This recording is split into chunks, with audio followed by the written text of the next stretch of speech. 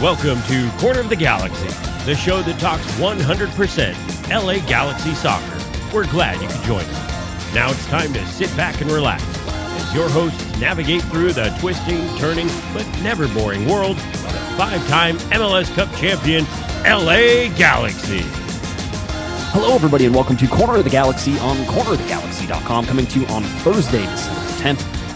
LA Galaxy, it's funny, there's still not a lot of LA Galaxy news, but there's a ton of MLS news, there's a ton of MLS Cup news, there's a ton of stuff that all will affect the LA Galaxy and what is happening. And so what we're going to do tonight is talk about a whole bunch of those things, including some players that have recently become available. We'll give you a little update on sort of coaching and sort of where we see that as well. To help me do all that is Eric, Portuguese Hammer. Hammer, how's it going, buddy? It's going all right. We're back for another week of hot off-season LA Galaxy talk. So yeah, always happy to do that. I was going to say hot stove, yeah. LA Galaxy talk. So silly season.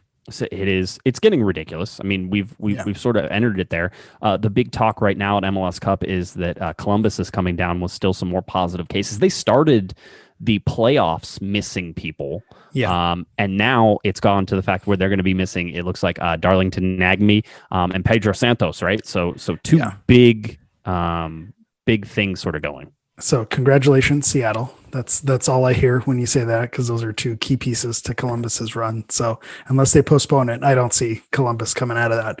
Seattle was probably kind of the hot hand going in, even though that game against Minnesota was insane. Right. But without those pieces, I don't see how Columbus can pull it out unless Giassi's artist, Golden Boot, 4 goals and 2 assists. 4 goals, 2 assists. Yeah. It's one of those where you look at you sort of look at how Columbus got there, and maybe there's a chance, but at the same time, Seattle, I mean, this is Seattle's to lose, and it has been for a while. And everybody who was touting the Eastern Conference as some juggernaut, no, they didn't play. We keep trying to tell people they didn't play anybody. And Seattle has always sort of seemed, cream of the crop. And it could be the end of the run for Seattle too. I mean, realistically put this all into place. Brian Schmetzer's contract has not been renewed. There have been hints that perhaps it will be, but there's also been some hints that it might not be, Eric. So this could be the end of the run for Seattle, just like it was just the end of the run for Toronto. And so, putting these things together and sort of trying to combine them shows that perhaps the Western Conference, perhaps the upper echelon of MLS clubs are shifting right now. And if you're the LA Galaxy, that maybe gives you a little bit of hope, but it means you also have to get things right. Otherwise, you will continue to just, hold up the basement of Major League Soccer, which is what has been happening over the last few years. Yeah, it's funny. Two points to what you're saying there. The first one being this kind of being the tail end of a Seattle run with these MLS. I'm not going to call them dynasties, but with like your teams who have been successful in recent years, it's usually like a 4 or 5 year window when you keep the core group together who's firing on all cylinders. And you look at Seattle, who the last 4 or 5 years, granted they haven't missed the playoffs, but they've been true contenders. And so you think as these players win silverware and as they're successful, their stock is going to go up and you're not going to be able to afford and keep everyone around. And so, this could be the tail end of a Seattle run, especially with everything going on with the coach. So that does give you a little bit of hope as a Galaxy fan, because all it takes is, a few right signings, and then you can build a core and have a successful 4 or 5 years. And so that's the positive from it. So the negative, I guess, is we don't have the players that Seattle's brought in. It doesn't seem like we have as many hits. So we'll see if Schmetzer goes back to Seattle. I can imagine them continuing to be successful. It's not like they have a bunch of old men on their team. They still have young players. If they're willing to stick around and play together, I could see them continuing to be a force. Yeah, Seattle hasn't missed the playoffs since they joined Major League Soccer, so they still have that streak going. You have to imagine eventually that ends. I don't know if it ends in the next 5 years, though, especially not, like, as you say, if they retain Schmetzer. So that's going on. It's just going to be it's going to be an interesting MLS Cup. just because of everything that sort of has happened. And for me, it's finally putting the 2020 season to bed. And I know MLS seems intent and in a hurry to put the MLS 2020 season to bed as well. There's not a lot of off season that's going to happen. They're still talking about, we're going to get into, they're talking about starting, early March, mid-March, which seems totally unrealistic, but hey, that's what they're talking about. And with a congested schedule, and we talked about this, I think last Thursday, Eric, or talked about it on Monday or whenever, there's a ton of things happening this season that are being made up. The Olympics, I think, let's see, some different qualifiers, international qualifiers all over, World Cup qualifying, right? I mean, all the stuff that was delayed is now going to have to go through. Yeah, the Euros are pushed back. The World Cup qualifying, for 2022, that was pushed back. And I think the reason why a lot of these players are probably, I wouldn't say okay with it, but the only thing that makes it okay is, when we were early pandemic from like that March to June season, and then not less congested of a schedule, up until like August, that was really an off season. They got time to rest. We saw the U.S. men's national team play yesterday, and Paul Arriola got to play. And so he was someone who was injured at the beginning of the MLS season, and now he's back to fitness, and it looks like he's back and ready to play. So it's almost like he's had that full off season. So even though it will be a short off season, and I know we're going to talk about the goals of when they want to come back, and if they want to come back a little bit early in 2021, I think that'd be okay, because they really did get a break. Chicharito's out there running in the hills every day. I think he's ready to get back and going as soon as possible. So yeah, I think it's okay, just because they had like a mini break in between. It's like, what is that, year-round school where they, you get those little breaks in between instead of the long summer break. I think that's kind of how they can look at this. Yeah, it's interesting. You mentioned the U.S. men's national team game. I think we would be remiss without mentioning Julian Narajo started and got his first cap for the U.S. men's national team. If you're an LA Galaxy fan, that's huge. That's big. You want him competing for a starting spot on the international side. And with the way that he played, and let's be honest, they won 6-0. It wasn't close. It was never close. It wasn't a game where they really got tested, but he had an assist in the game. Sebastian Lletget played, started that game. I think he had 1 goal, probably could have had a couple others. So all of those things are good when the MLS players went out there. And if you're wanting to find some of the top MLS younger players in Major League Soccer, you could have watched that game and gotten some real ideas of maybe who you'd like, on the LA Galaxy, if you could have any MLS player sitting there. So there was some interesting performance there, but Julian Narajo did everything that he was supposed to do in that game, and people were talking about him, and that's a good thing for the LA Galaxy up to a certain point where he's going to leave the LA Galaxy. But that doesn't seem to where the plans might have been that was going to happen this winter. I think that shifted more towards the summer, because people are sort of waiting to see if Julian Araujo is just a okay defender playing on a really horrible defense, which is sometimes true, or if he's a really good defender and he's playing on an okay defense and he really is shining. So him showing in an international match is something that you want to see, and again should be a positive, and overall positive for the LA Galaxy, giving some confidence to Julian Araujo. Yeah, and I think you saw with Sebastian Lletget as well, after his injury, where he was out for that extended period of time, when he got back into the fold with the men's national team, that's when you started to see him gain that confidence back. And he, had one of his better seasons this season. If you go to Grading the Galaxy on cornerofthegalaxy.com, shameless plug there, he was one of the better midfielders, and he had his best season actually since joining the club. And I think part of that is due to him being in the national team mix and getting that extended exposure. So I could see that being a benefit. And the same thing with Julian Araujo. If you're a Galaxy fan, obviously you know that name over the last couple seasons, but he's maybe not as a name that's well known nationally. So this is excellent exposure if you're predicting, like you are, Josh, that he's not going to be long for the Galaxy. These types of exposures on the national team level are going to be good for him. And with the Olympics coming up where they're going to need a youthful squad, I think he's definitely going to be in the mix there. And you want him playing against top level competition that's, iron sharpens iron. It's only going to make him better. Say what you will about El Salvador's competition yesterday, but you said it. They did what they were supposed to do. And with those young MLS players that were brought in, Lletget looked comfortable out there. Araujo did not look out of place at all. He did his job. He did what he was supposed to do. you can only play the competition in front of you, but getting as many reps as possible on a national team level is a good thing. So good for Julian for getting his first cap and getting his minutes, and then good for Lletget for getting his goal and continuing. We want to keep him informed. If he's going to come back and continue to be a part of this team, then you want him at a top level, scoring goals, feeling confident. That's what you want with your midfield. Yeah, we're going to go to sort of like a little bit of a notebook. Larry sometimes would do notebooks. By the way, Larry's doing Larry Morgan, not on Twitter, doing just fine. Working on some of his airplane models. He's really quite into some World War II models that he's been diving into since he retired. And I have to admit, and I'm sure he'll listen to this, is that when he first started, they were rough. They were rough, and he is getting to quite the level of realism, the weathering. Nice. I think he was drilling out tank treads.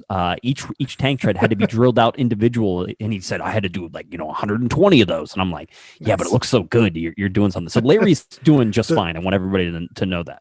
I was saying it's Grandpa Larry now. Now that That's true. He's got the grandchild in the fold. So big shout out to Larry. It sounds like he was these stay-at-home built orders may bug a lot of people. Doesn't seem like it bugs Larry. Larry didn't even know. He hasn't even been advised yet. So good for him. Yeah, he's Larry. I know he listens. Yeah, he's got to send me some pictures of these models that I hear so much about. I don't know that you want to be on that text message train. I just saying. I get a lot of them. That's all I'm saying. And just it's good. No, Larry, you're great. But Larry does a notebook where he just sort of throws out some things, and they're sometimes in no particular order, but they're like little mini stories. That's kind of what we're going to do for the rest of this. Is we're going to jump all over the place and just sort of hit things that I captured over the last couple days that may or may not have anything to do with the LA Galaxy and where we're going. So let's start with a little MLS news. And Don Garber, as is usually customary, Eric, will go out and do his State of the League address before MLS Cup. And so he did that again. I just picked some highlights from that I thought were interesting. And I'll read you some quotes and sort of do that. I pulled these from the Athletic article that was about it, but I also listened to a good portion of that. It's long, and there's a lot of different things in there. But there's some interesting tidbits that you need to pull out of this. One of the things he says is, teams are going into debt because of what is happening, and Major League Soccer, as most heads and organizations, and certainly with the franchises that are there, mandates a certain debt level. You're not allowed to go, below a certain debt level in order to do this stuff. And so they're saying that, some of these teams have caught up and sort of bumped up against that debt level. And while they're not planning on changing that, they're looking for some minority equity people, to sort of bring stuff in. So basically you're talking about people who have money, right? And they're looking for those partners. And with those partners, what they want to do is they want to bring them in as minority stakeholders of certain teams, of certain things that provide a cash infusion into the team, which allows them to keep operating, but gives them some minority ownership rights. Now, I haven't heard anything with AEG. That's not something that we have seen, but it is something that you need to watch for around the league, and sort of tells you how healthy the league is or how unhealthy the league is. It's interesting that they're looking through all these, and they haven't said that they necessarily found any, but they have said that they are entertaining that thought. So maybe that was a sales pitch in itself. Yeah. Hey, who has some money and wants to throw it in here, I was going to say, if you've been following any of Austin FC's thing, it's like Matthew McConaughey is now, the face of MLS. So if they can get someone else like that involved in minority ownership, that totally makes sense. Because I think every pro sports team has been hit this year with losing the at the gate in stadium appearance and concessions and everything that comes along with that. Every team took a big hit. And when you think about Major League Soccer not necessarily being at the level of an NFL or an NBA or MLB for that matter, it's that these teams aren't necessarily flush with cash. So it's going to make this upcoming season interesting as far as, paying players' salaries and how they're able to plan and budget and figure everything out, because I know there were a lot of cuts, a lot of changes that happened this season. So how much of that comes back, or if you're going to be seeing people running skeleton crews to make things work next season. So yeah, I am interested to see if any teams, let's be real, with the amount of expansion that's happened as well, is there any team that's maybe going to be in danger of either relocating or folding? I think that it's not fair to ask that, or it's not unfair to ask that question. Look at Columbus, what happened just a few years ago looking for a new market, to tie it back to Austin FC. Seeing something like that wouldn't be out of the question for some of those, non-major market cities. Yeah, I think if you're looking at, like Miami and Nashville, though it's tough to be an expansion team and come in this year. I think Austin is probably pretty stoked that they're coming in next year and and weren't there for this year. But we don't really know what is in store for 2021. And I think Don Garber talks about it as well. They asked him about media negotiations and how maybe the pandemic will affect that. Garber says, I don't think it will have any effect on our media negotiations at all. Those agreements expire at the end of 2022. So we have time to be able to rebuild all the excitement and momentum on that front. I will point out we had our highest network non-MLS Cup playoff game on Thursday night when Kansas City played Minnesota live primetime Thursday night on Fox. Our playoff ratings have been strong. Our ratings overall have held up at a time when other sports ratings for the most part have decreased. So I feel pretty good about the growing fan base that we have and their connection to our broadcast partners, both nationally and locally. I think that's important to point out that we've seen the NBA numbers and we've seen sort of the baseball numbers and overall viewership for sports, despite it being a pandemic and a lot of people stuck at home. The thirst for that sort of fizzled out rather quickly, and you haven't seen the same numbers that have sort of peaked up. And I guess if you're MLS and you have meager numbers to begin with, and your meager numbers stayed, then you're pretty happy on that. But I also want to point out, them getting on over-the-air games is really showing that there is a larger audience for this stuff than just the cable games. And I think that's important when we all talk about streaming being the next answer. Remember, over-the-air still holds a lot of sway. Yeah. And I think that they benefited absolutely from the NFL having that game canceled and that slot opening up. So I know they caught a lot of flack with pushing games back and how that would affect the semifinal or the final and all those things. But I think anytime you can have an opportunity to be on one of the big networks, that's always a plus. So I think when they negotiate, that's something that they want to look at. Whenever Don Garber is telling you the numbers, you always want to pause a little bit and say, okay, yeah, he's telling us what we want to hear. Sometimes when you look at these numbers, they don't compare to other things. I just think of like the Liga MX, playoffs that are going on right now, in striking deals with like Unimas and TUDN. That gets a lot of viewership. So maintaining not just your major networks, but also your Spanish language network and trying to expand, because I know Liga MX, blows MLS out of the water when it comes to viewership. So if you can strike whatever deals you can to keep that audience as well, in addition to whatever negotiations you have with over the air, that's just as important as the big networks is keeping that other base as well. Cause that's a huge market that I think MLS just hasn't roped in yet. Yeah. A side note and a little stray away from exactly what we're talking right here. I did see the reports that there are, we'll call them reports in quotation marks for right now, reports that Liga MX and Major League Soccer have cleared some sort of hurdle with FIFA in terms of combining the two leagues. This is not about discussion. This is an old discussion. This is not about having like a Leagues Cup. This is actually about combining that. If you go into our Discord, by the way, there was some really good discussion about this, which was saying, how do you sit there and have 48 teams? And by the way, that means MLS stop expanding, right? How do you have 48 teams in a league? And how does that work? And how does that make sense in between two countries? And FIFA has generally been against that. There's a whole bunch of things that have not been worked out, and I don't know that they ever will be. And it's just not something that I'm prepared to sit here and argue and talk about right now. But I did see the reports. I don't want people to be like, you didn't talk about this. I want to. There's just nothing concrete there yet. And I have more questions than really I've seen any answers for any of that stuff. So we can talk about that whenever it actually is something.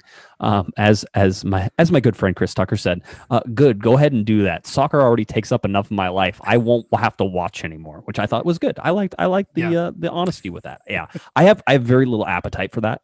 By the way, Aaron was correct. It's 3 countries whenever you consider that Canada would be involved. Although how much when there's a Canadian Premier League, and whether or not that's a FIFA issue as well, coming up here soon. I was going to say it's the second week in a row that you've dissed our neighbors to the north, Canada, not showing them the respect there. I've had this discussion also about MLS expansion, just with the number of teams and the geography of the country of where they're going, that, you almost have your conferences become their own little mini leagues, and then you play the Champions Cup, where the winners of each conference becomes the big one. But that's no fun.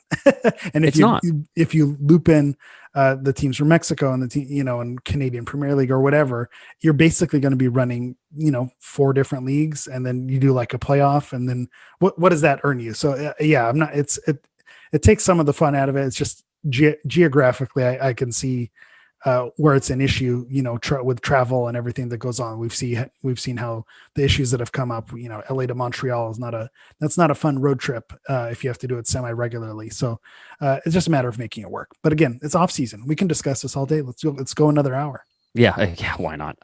There was a whole bunch of whether like MLS would be gaining, and it's short-term game in my opinion, because you gain the television audience that you're getting from Mexico, but eventually you're hoping that MLS surpasses that anyway on its own. So there's a whole bunch of questions. Anyway, speaking of America's hat, Montreal, Toronto, and Vancouver all spent significant time away from their home markets. This was Don Garber talking about this, and there still remains concern about what's going to happen in 2021 and whether or not they're going to be able to play in Canada. Right now, you're not allowed to go between the two countries very easily. So there would have to be all sorts of waivers and stuff like that.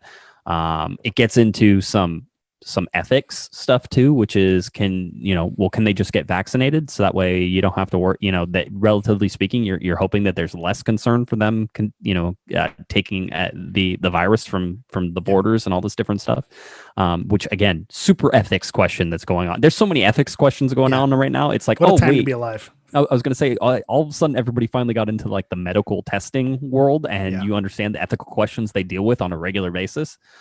Great stuff. Some super things. There's things that'll keep you up at night, quite honestly. Like Eric, the people who got the placebo shot, should they be able to get a vaccine shot now that they've approved it? Because technically, that ruins your double-blind testing. So should they be able to, right? Because you want them long term. You want to see what happens with the placebo groups. That way you can long term compare I saw double blind. I don't want. I don't want to have this conversation. Exactly. I will say, with the NBA, the Toronto Raptors are setting up camp in Florida, and that's kind of how they're doing their training camp there, and then that's going to be their home base for the season. So I would imagine similar to how the Canadian teams with Vancouver and Portland kind of had a similar situation, that they may need to set up camp, find a local place like Toronto did as well. I think they were in Hartford or somewhere in that area in Connecticut. So that might be the way to go for those teams. I'm sure none of those players are thrilled about that if they have family situations that it's going to put them MIA for quite some time. Yeah, it's not a fun one to do. Garber confirmed that Nashville SC, which was supposed to be in the Western Conference this year, but got moved to the Eastern Conference because of the tournament that they were putting together, will remain in the Eastern Conference to start 2021, as Austin FC will join the Western Conference. This means that you'll have 14 teams in the East and 13 teams in the West. So you're going to have that odd number there, but not like it matters. It's not like everybody plays each other. So who cares, right? Yeah. Sacramento, when they come in, I think the year after or 2 years there'll be after, a West, and that'll balance it out. And that for like a year, and then they're going to add another one, and then it'll be all sideways again. It's going to be Houston. Houston's going to join the East again. It's going to be one of those things where they keep going back and forth. Houston, Sporting Chicago. Kansas City, right? Yeah. Chicago. Those are the ones that are always flipping. That's what you get for living in the middle of the country. All right, you can be Eastern or Western Conference. It doesn't matter. There could be a Central Conference by then. If you have 30 teams, you have a West, a Central, and an East. Right? You have 10 teams in each. There's 20 games. There's 20 games right there I just put together. Then 14 games against non-conference, and you got yourself a season. Technically 18 games. 18. Can't play yourself. You can. It just the Galaxy would probably lose that game too. Other notable, they were talking about free agency names, and one of them popped up. Perry Kitchen was one of these that popped up in this Athletic article, and he seems like he's going to be a free agent, so that's it. Bradley Wright Phillips, who's not staying with LAFC, Kevin Molino, Dom Dwyer, Justin Morrow, Chris Wondolowski as well. Galaxy go out and get Wanda. Oh my God! don't get me started. Kinnear, we keep with Bingham and Wando, and then we just watch the stadium burn to the ground. Just is that the fear? Right? Is that a reason not to pick Dominic Kinnear? Is that he goes and he gets Chris Wondolowski and brings him down? It's like, how do you not? I mean, no. The answer is no. You can't do it. No, can't I do can't do it. I can't do it. Everybody says that, but could you do it? No, I wouldn't. Alan Gordon switched sides a couple times. Alan Gordon's different. Okay. He started here. Okay. And he circled back and Wando's there the whole time. He's just so unlikable. And I know he has a great story and he's one of those like work hard, follow your dreams type of guys. But just from a Galaxy perspective, I can't do it. Everybody loves him. Yeah. Everyone who, and that's the thing, everyone who's around him respects him and he's beloved. And I get it, but there's just too much hatred there from this LA Galaxy fan. But, all right. If I see you out in the street, Chris Wando, maybe I'll wave and I'll tip the cap, but I don't want you on my team. Okay. All right. That's fine. Just saying. That being said, yes. Yeah. He would be an upgrade given our current striker situation. I mean, a backup, you know. So yeah. No, there's the whole thing. And by the way, they're pointing out in the chat room that there's some rumblings that he may just re-sign with San Jose, which by the way, he should re-sign with San Jose. That's an easy decision for him. Yeah. Perry Kitchen is an interesting one. I don't think any decision is going to be made on him until there's a new coach. There's been some rumblings that perhaps Joe Corona and Emiliano Insua are going to be the guys who get re-signed, sort of, even if there's no coach, and that they're going to be the ones that sort of get back, and everybody else is sort of waiting on that new coach to sort of see what happens. We'll see if that pans out. I have a feeling now it's going to wait. Just as before we get into Garber telling everybody that he lost $1 billion because it's his favorite number. That's great line. Great line. It's fun to say too. $1 billion. Yeah, exactly. And so there is wait, what was I talking about again? Don Garber, $1 million. Corona. Joe Corona. There we go. Okay, no, I got it. Thank you. There is the last time the LA Galaxy made a coaching decision, they did it on January 2nd. All right. So that was whenever they hired Gabriel Schelotto, was January 2nd. Okay. So I expect a similar timeline here. It seems like it's going that way. It seems like the LA Galaxy are interviewing people. I'll tell you one of the people they may have interviewed, and we can talk a little bit about that. But Don Garber here saying, much like most other leagues all over the world, MLS took a financial hit in 2020. Garber said that, and I'm quoting from the Athletic. Garber said that the overall revenue for the league and its clubs was down almost $1 billion from what it was in 2019. The league also incurred additional expenses, including the cost of running the MLS's back tournament in a bubble environment in Orlando over the summer, and the charter flights not already baked into the CBA that were taken to comply with COVID-19 safety protocols. So the charter flights, the tournament, no fans, you're not getting any gate receipts or relatively little gate receipts, right? So all those things, and he's saying that they lost $1 billion. Now, here's my thing with Don Garber is that he loves to use that number, and I was talking to the Panda earlier, and he's been saying $1 billion since June.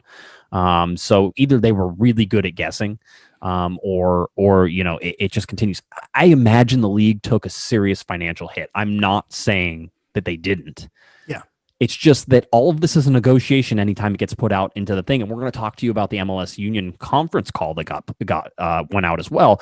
And that they're already negotiating in public. You can hear them and how they're sort of counting, but it's $1 billion, if you will. What I will say as someone who's, taught math, and one of the most important things that you do, show your work.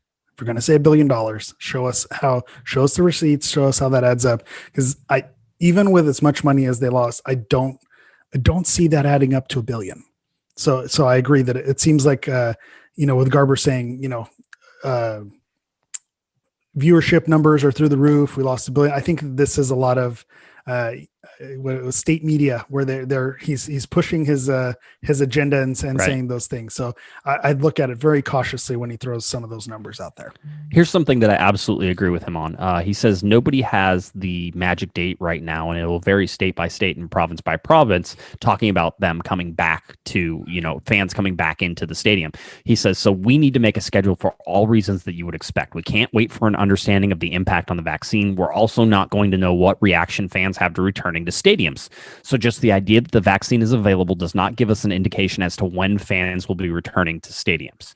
There's two things that are happening here. One is he's right. We don't know the reaction and what that's going to mean. Whenever hopefully all of our listeners get the vaccine, and you get your second shot. If you're getting the one that requires 2 shots, who knows what it'll be whenever we take it.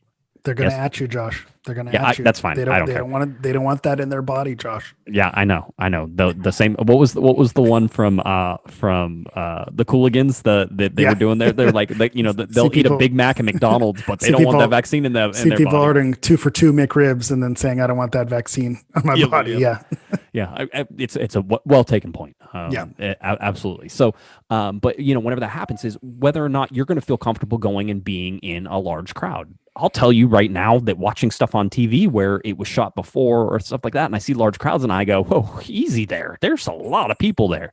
But I'll also tell you that once I'm vaccinated, which I will do, do I get the same thing as like the presidents? Do I have to do it live on the show? Like, do I get to, like somebody has to do, is that my, do I need to show my work? You just get the card that you say. Okay. I did it, but I know a guy in downtown LA who's going to make cards for us to get us in. So, okay. So hit me up. No, I actually want the vaccine though. I want to do that.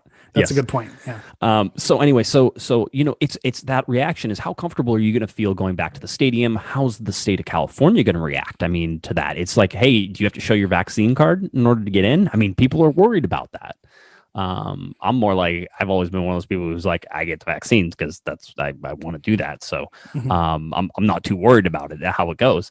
Also, I'm an essential worker and I'm out there right now. So I'd rather have the vaccine if I'm going to be out there and doing stuff. So, but I think you're also seeing it right now. People who want to go to games at the markets that they allow fans, they're already there. They're going, you know what I mean? And so I think with what's untested waters are those who have been cautious, kind of, not been out there, and maybe they're going to be the ones who aren't quick to come back. I know there are people who had season tickets, and when those renewals came up, they said, I don't know that I'm rushing to get back into the stadium, and maybe they paused. There are also people who season tickets because of team performance, they decided to kind of not renew. But I think there is going to be a group, and it's untested, that when this all shakes out, you're really going to need to have I'm not saying this to be funny. You're going to need to have a killer product out there to get people to come out, because you're not going to get people coming out casually like they used to, as they did before.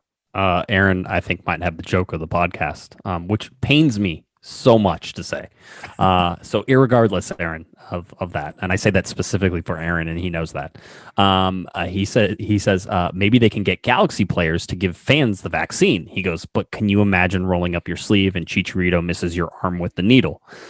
Thank you very much. But there it goes. That was good. I like that. That is a good joke. That's a good dad joke. It's on the nose, but I chuckled. It was perfect. So Aaron's taking his bow in chat room. Good for him. So anyway, it's important to sort of say that. And the other part about this is that they're going to push for an earlier time. One, because we talked about schedule congestion and everything that's going on. But two, they're using this as a negotiating tactic. And how do I know that? Because it was directly countered in the MLS Union conference call. So let's go to that a little bit. And I used I did not get to hear this call. So I'm using an article, but it's from a good friend of mine. So I know he knows what's going on. Jeff Carlisle at ESPN. And so he was on the call and he wrote his story for ESPN. So let me give you some of the highlights of what happened on this call, because it's interesting as HE double hockey sticks as far as I'm concerned. I found Garber's information to be very advertising or very, hey, look at us, we're doing just fine. We survived a pandemic, and we were the only league that went from a bubble to regular season at home stadiums, and we did it so well, and blah blah blah blah blah. And so Bob Foose, the MLS Players Association executive director, came out. One of the first things he said was, hey, so almost 20% of MLS players got COVID-19, FYI. I was going to say, that wasn't without hiccup transferring from the bubble to outside the bubble, and also don't forget that there were 2 teams who didn't make it into the bubble because of cases. So, he was absolutely right to hit him right over the head with that as a rebuttal. Yeah, it's I think you have to tip your hat a little bit to MLS. They did do it. We know of at least I haven't seen of any of the players had any significant health problems. So they seem to weather it pretty well. Having said that, 20% of your workforce, just by the nature of them going to work, got it and then exposed their families to it, and their children and anybody else, just because they were going to work. That's tough to imagine that was the case at your work. And I'm sure some of the people who listen to us, it is, they are essential workers. They're working at retail stores. They're doing that. I saw something, it was a commuter rail service, I think in Connecticut, that had to reduce train schedules because so many of their employees had COVID-19. They didn't have enough staff to keep all of the trains running. That's a real thing that's happening out there right now. And certainly with the cases that you see around the United States, that's going to be continuing through this winter. But MLS took these guys for playing a sport and going out and playing a game. 20% of them got COVID-19. That's a tough toll. And if you're starting in March when things are hopefully going to get better, but they're saying don't expect to see anything until the end of March or beginning of April in terms of the vaccine's effectiveness throughout the community and the spread, especially with how bad our spread is here in the United States. Trying to say that, you successfully did anything is a little bit of a stretch without understanding the toll it still took and is taking on your, championship game. Yeah. And so that's a whole nother conversation is what are going to be the lasting effects? And so if 20% of your workforce does get it, then, where do you go from there? Are you going to treat it? You see it like it's happening in Europe. It's basically treated like an injury now. So, your players scratched COVID-19. It's not necessarily the whole team now needs to sit. It's more individual case by case, treating it a little bit differently. So it is interesting to see how it's going to move forward and be effective in 2021. TDM in the chat room says, wasn't there a player at RSL throwing parties? Yeah, Sam Johnson, which is the only reason I know that dude's name is because he got in all sorts of trouble. And one of those parties, DP. Somebody fired a gun, and that was during COVID. Good times. He's no longer with the team. No surprise there. Here's another thing from the MLS Union Players Union conference call. Foose said that players surrendered almost $150 million in potential earnings with the renegotiated CBA. This is the one that they agreed to in June, not the February one. Remember, they had to renegotiate everything before they went into the bubble. Players took a 7.5% pay cut over the remainder of the season and took a 70% reduction in bonuses. All right. So Chicharito still got a bunch of money, but at the same time, he got less money and he probably didn't get any of he shouldn't have gotten any of the bonuses. I was going to say, I don't see a world in where he met the qualifications for any bonuses. And that's if the bonuses were active. Shirt sales. Sales. I'm sure that was one of them. I'm sure it was. That's fair. Yeah. So you know what? Yeah, but still. Yeah, but still. The revenue sharing that they had also put into effect was delayed by a year. By the way, not this year, because that revenue sharing wasn't supposed to take place, I think, until like 3 or 4 years down the road, but it got bumped and pushed to the next year whenever that was going to happen as well. The new CBA that they negotiated also has the force majeure clause, which is a fun legal term that we like to say whenever, things happen. Let's see, it's not just things happening outside of your control. It's like big things. Yeah, acts of God that happen outside of your control. And a pandemic is one of those things. Mm-hmm. And the force majeure clause allows either side to terminate the collective bargaining agreement in the case of those catastrophic conditions. Here's the thing. There's a force majeure clause in the CBA right now, and it was put in there as part of this. There's a good chance that that Major League Soccer, and there have been rumblings about this, but that Major League Soccer is signaling that they're going to invoke the force majeure clause again, which means you go through and renegotiate labor and CBA again, Eric. And Foose is very clear on this, and he says doing that for the third time in the last 3 years is going to be a mistake because we've given a lot, and you keep coming back to us. And MLS's argument is if we have another year like we had last year, we may not survive. I don't think that's. I don't want to say that's 100% hyperbole, but it certainly doesn't put the league in a good spot if for some reason this doesn't work for us this next year. Yeah, and that's why I mentioned that towards the beginning of the show is it's fair to ask those questions. If things continue as they continued, are you going to start seeing teams fold, and can the league survive on its own? So I think that's fair. When you look to force majeure clause and where it's been invoked in other leagues in sports, that was a big thing with the MLB when they were trying to negotiate that season. It's almost like that's the shoot that they can pull legally to kind of get a little bit of leverage over the players. And it seems like the leagues that choose to invoke that clause are the ones that it damages the relationship that the league has with the players. So pandemic aside, like you said, this has been a tough negotiation with the MLSPA and MLS for the last 3 years in a row. And then you throw a pandemic on top of it. And it's a fractured relationship. And it's going to be interesting because if the players strike or if you see something like that, then do they have the leverage or does the MLS look through other avenues? It's going to be interesting to see how it works. I'll tell you whenever 5 times. Yeah, it's gonna be interesting. That is, it is, and it is going to be interesting. It was somewhat of an issue I addressed earlier this year. I was talking to some players whenever they were going through that June negotiation and trying to figure out whether they're going to be in the bubble, and there was some concern that MLS would not be able to survive a strike. And it's one of those things. Is I sit there and I was talking to somebody before this, and they're like, "You can't do that to the players again. I mean, the players have already bled all this money and blah blah blah." I go, if the league is really in trouble, then yes, you have to go and do that again because those players might not have jobs if there's, You talked about teams folding earlier. I mean, that's the concern coming into 2021. Yeah, it's a chicken or the egg argument too, because you say, well, they should pay the players. They shouldn't treat them unfairly and cut their wages 3 years in a row. But at the same time, if there's not revenue coming in, what money are you going to pay the players with? So it's just that the chicken or the egg situation that you run into. The other thing is that we told you that MLS is pushing hard to start in the beginning of March and the end of March, and the players union basically says no. Why? How? They said with the short off season and the extended and condensed season that you sort of had in Major League Soccer because of the pandemic, there's like these guys need time to heal. They need time to rest, and you need time to sort of sit there and say, let's try to get a handle on this pandemic a little bit if you want to continue to send players around and endanger sort of their lives. And so, give a chance for this vaccine to work as well. So there's a whole bunch of things at play here. I wouldn't be surprised if there isn't another CBA negotiation. It just feels like the league is certainly leaning that way, but you can tell they're already negotiating because a lot of the Foose arguments that came out of the players union, rightly so, are direct contradictions or at least direct arguments to what Don Garber said in his State of the League. So they have already started negotiating here. Yeah, that's not a coincidence either. That those were the comments, and just one of the last things that I'll mention to play devil's advocate for the league a little bit. I just got off the phone with a friend who's planning a wedding and trying to figure that out for next year.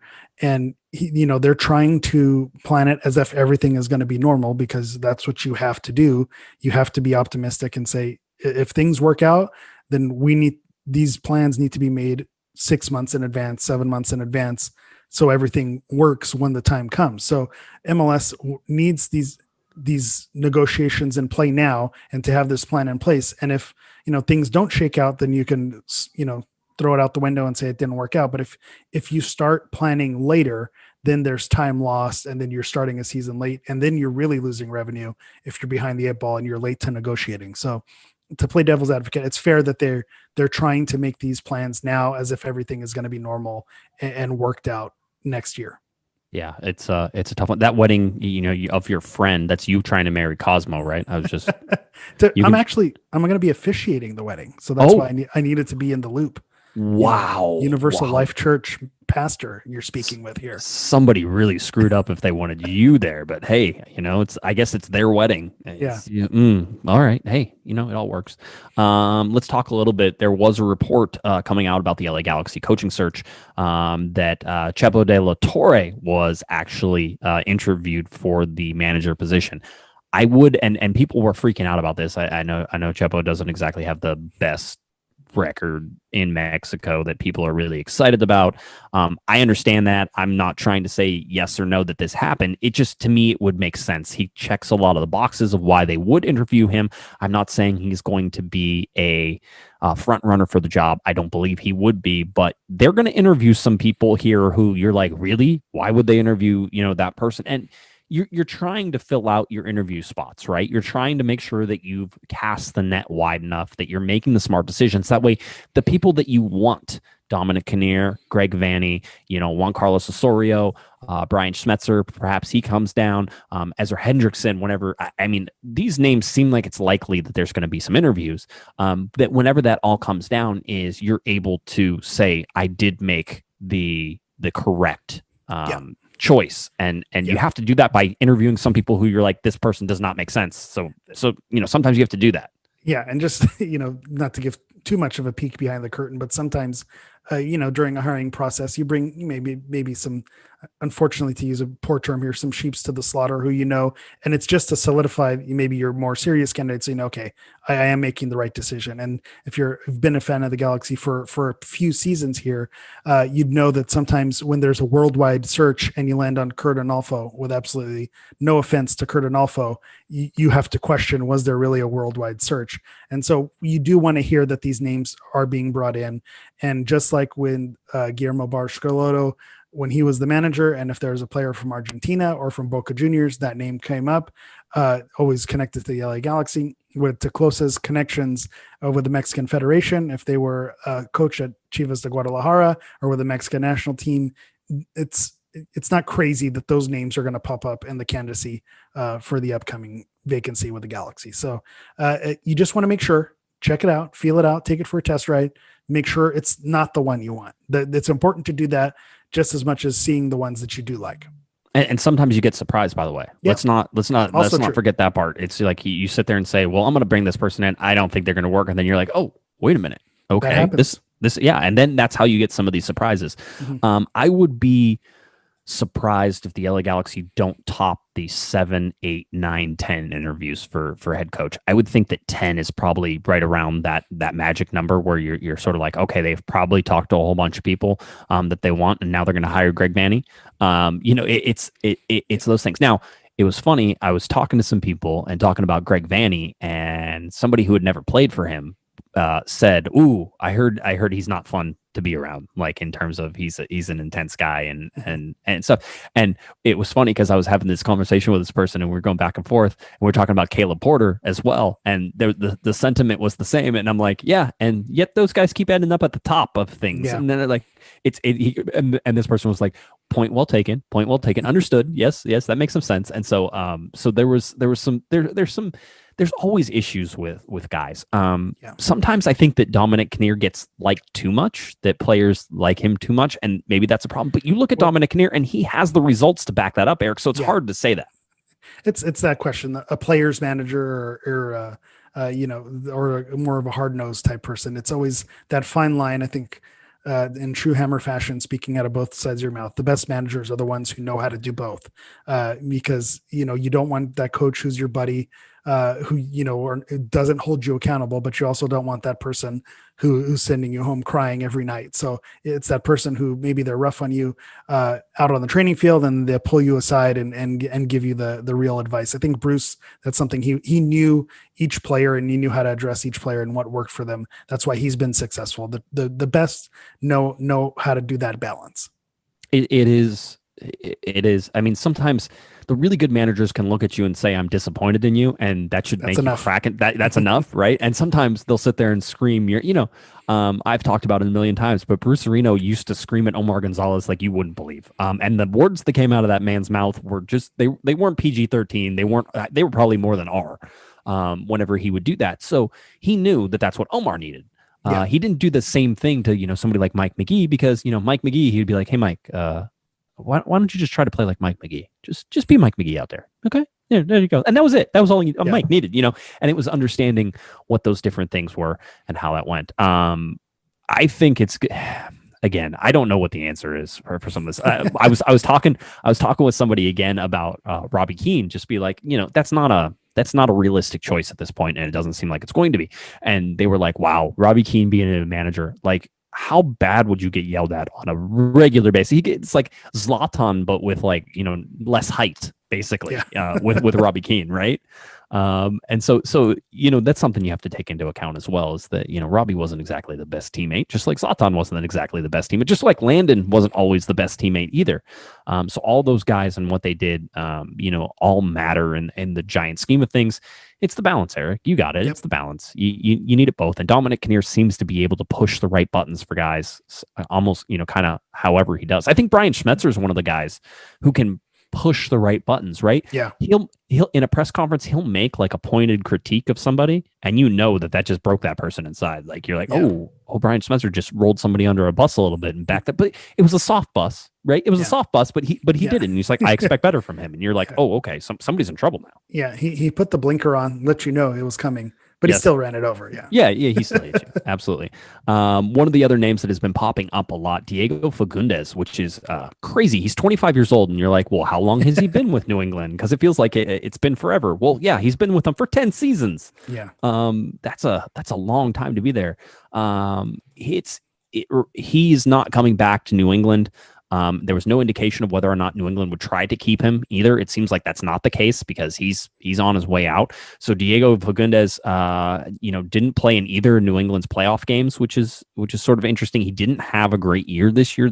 He was started 9 of 19 games for the Revs this season, and he's out of contract now. So that's where you're at with Diego Fagundes. But that's somebody who's going to be probably somebody will be willing to take a large money chance on Diego Fagundes to put him in their midfield, is my guess. So just names we're sort of throwing around out there. It doesn't mean anything. Talked about Kai Kamara being available, no longer with Minnesota. Kai Kamara trying to play with every Major League Soccer team at least once before he quits. So he retires apparently. Yeah, that's a name that's out there as well. And the point that I made with Kai Kamara is also to be a little bit of a homecoming. He did play at Cal State Dominguez Hills, kind of a local boy in that regard. So I think that is something that it check off the box. I think he's probably going to try to play it for every team before he retires. So why not make a stop at the Galaxy? I think given our striker situation, having depth at that position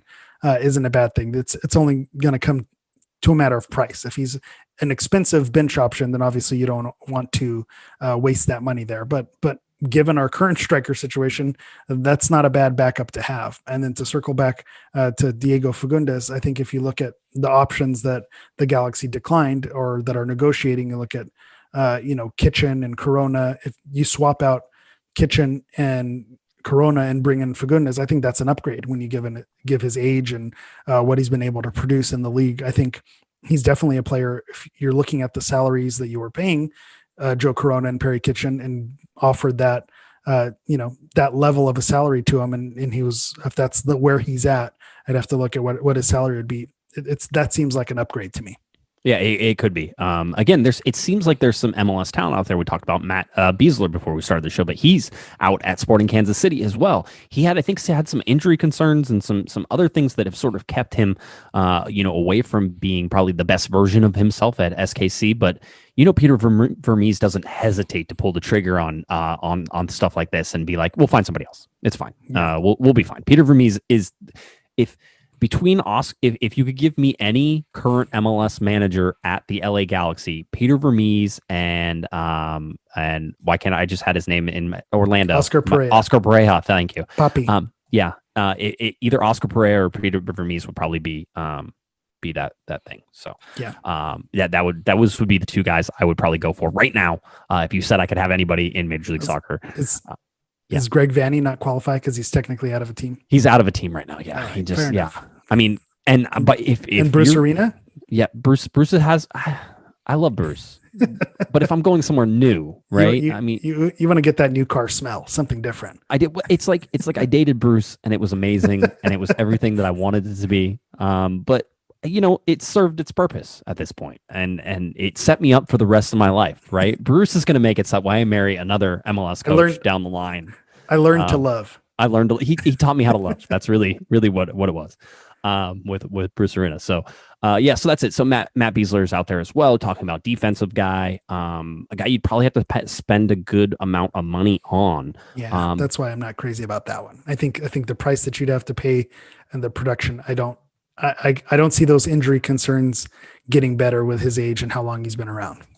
Yeah, it's interesting to watch these names come forward, and we're starting to get a more full picture of what that looks like as we keep going down with teams announcing all that stuff. So the final thing I want to get to, and we have about 6 minutes to do it, which is good because I do not want to spend a whole bunch of time on this because this is one of those circle things to talk about, and you could talk about it for another couple hours, and to me, it matters not. But MLS launched its 25 greatest presented by AT&T. Got to get that AT&T plug in there. Honoring the 25 brightest stars in league history as part of the continued celebration of its 25th season, which was a giant debacle. A special panel of nearly 200 MLS experts. I was not included. I don't remember getting that text. So yeah, I was going to say an MLS expert. I was looking on my business card. It does say that. No, actually, it says LA Galaxy expert. I would never pretend to be an MLS expert. I cannot pay attention to most of the stuff that goes around the league in other teams. But MLS experts from across North America was brought together to select the 25 players who achieved the most on the field, advance the league off the field, and help lay the foundation and set the course for MLS's next 25 years. I really, really don't want to get into these people got snubbed because this is a fake list anyway. That's why I'm here. Really? Who? So 6 LA Galaxy players were named on this list, and rightfully so. There probably could have been another one. You could argue that Zlatan could have also been on this list. He was not, but you could argue that he bossed around the league for 2 years, smacked him across the face, dragged a whole bunch of people through the mud, and came out on the other side and made MLS this world. You had to pay attention to MLS was Zlatan. Yeah. You could argue that he did that, and he should be the 7th person on this list. That's my argument. That's the biggest omission to me is when you look at it and you think advancement of the league on the field production. When I looked at the website and I saw how they were denoting these players, it then snapped into focus as to why he wasn't selected. It looked like they really valued a long resume and silverware, and I think they weren't going to put Zlatan, LA Galaxy, 2018 to 2019. A buttload of goals. That was it. A buttload of goals. They were having, all MLS teams and all stars and, league MVPs. Those are the things that they kind of overvalued. And the example that I gave is, Jeff Agus was one of the first names on that list. Did Zlatan do more for the league than Jeff Agus? Yeah, I think he did. I think he advanced the league and he was probably more productive on the field. And if you were to choose a player, you'd pick Zlatan over Jeff Agus all day. But Jeff Agus was around the league forever, one of the originals, and he just has that lengthy resume. And so he's the type of player that's going to end up on the list. So it made sense with who they went. I think Zlatan was a bit of a snub, but given the direction of the players that they added, it makes sense to what they were going for. The only question mark would be Joseph Martinez doesn't necessarily meet that years of service thing. I think, the MLS Cup played in his favor. But when you talk about goals scored, yeah, Atlanta is the best team ever in the history of the league. Don't you remember? That was the theory two or 3 years ago. That was what it was. This year it was LAFC, who was the best team ever in the history of the league. Yes, that didn't work out too well either. But basically, Zlatan broke his goal scoring record the following year. So if you're going to put him on there, Zlatan has an argument as well. So that's the only one I have issue with. But other than that, these are MLS legends. Cienfuegos, Fish. Carlos Ruiz. I heard he was complaining on Instagram. I saw that. I think Cienfuegos has more of an argument than Carlos Ruiz. And I'm not going to speak ill of the man, but Robin Fraser, it's nice to see him on the list. But I think if you put Cienfuegos and Robin Fraser back to back, and maybe I'll get I'll be threatened by our friend Chris Tucker there because I know he loves him some Robin Fraser. But I think Cienfuegos, maybe that's who I'd swap out if you were to take out a Galaxy legend. But just the fact that there's 6 players representing the Galaxy, the most out of any club, Kevin Hartman, David Beckham, Landon Donovan, Robbie Keane, Robin Fraser, Kobe Jones. That's pretty good. That's pretty good to have on the all-time 25. And so I'm not going to be too upset at it. But I'd love how we buried the lead on that. Didn't get to the list of players until the very end of the conversation. By the way, here are the players that made it. And now you can listen to our arguments about who got snubbed. Just play it backwards. Just change that. We'll fix it in post. I'm sure that's what we'll do. Yeah. Edit it, rearrange it, slap a sticker on it, and we're good. Yeah. I mean, again, Aaron is, I somehow I think Aaron and I are related sometimes because he says the things that are going to come out of my mouth. Like, I know that I was going to say this. They left Christian Wilhelmsen off. That was my good one. And he said it. And so again, I'm going to have to pay him like royalties eventually or something like that. It's getting. And I did see in the chat that João Pedro was also snubbed. So, that was a snub. Yeah, I mean, there's no snub. Yeah. I mean, talk about a guy who put the LA Galaxy and MLS on the map. It was João Pedro. Yeah, absolutely. So you want to go through the list? What, of all 25? Does anybody care at this point? Anyone really want to listen to that? Yeah, I mean, if I would think good. that for our audience, the 6 LA Galaxy players were the ones that they wanted to talk about, and then we wanted to talk about the LA Galaxy players that got snubbed. Do they care about anybody else who's on that list? I mean, no. I don't care. They don't care. Dwayne De Rosario did not make the list, I think, which was one of the snubs. Is he on the list? I thought somebody said he wasn't on the list. Well, they lied to you. He's go there. ahead. I'm looking right at him. Give us the list. People don't want to hear that. Okay. Clint Dempsey, David Beckham, Bradley Wright Phillips, Diego Valeri, Carlos Bocanegra, Dwayne De Rosario, Robin Fraser, Kobe Jones, Chad Marshall, Tony Miola, Eddie Pope, Kevin Hartman, Nick Raimondo, Steve Ralston, Chris Wondolowski, Preki, Jaime Moreno, Marco Echeverri, Sebastian Giovinco, Jeff Agus, Kyle Beckerman, Robbie Keane, Joseph Martinez, Landon Donovan, and Carlos Valderrama. Chad Marshall made that list. Yeah. I'd maybe swap him out as well. Yeah, maybe for Omar Gonzalez. Maybe. Todd Donovan. With Todd Donovan. That's a great idea. I mean, talk about a guy who won 6 MLS Cups. Yeah. Was the quietest left back in Major League Soccer. Just went around, did his job just every year. Just winning championships, getting teams to the playoffs, doing his thing. But again, too quiet. That's why. Too quiet. Not like Chad Marshall, who's just so loud all the time. All you hear about is Chad Marshall. Fun fact, I ran into Chad Marshall and Thomas Rongen at an airport in 2002 on my way to Portugal. Yes. Highlight of my life. That's they all at that time, Bobby Convey was on the plane. They all made fun of him. It was a really interesting, because no one knows these guys, but of course being tuned into MLS, I was like the one guy who recognized these people. So it was kind of funny. That's a story that I had not heard before. So thank you. I appreciate that. Yeah.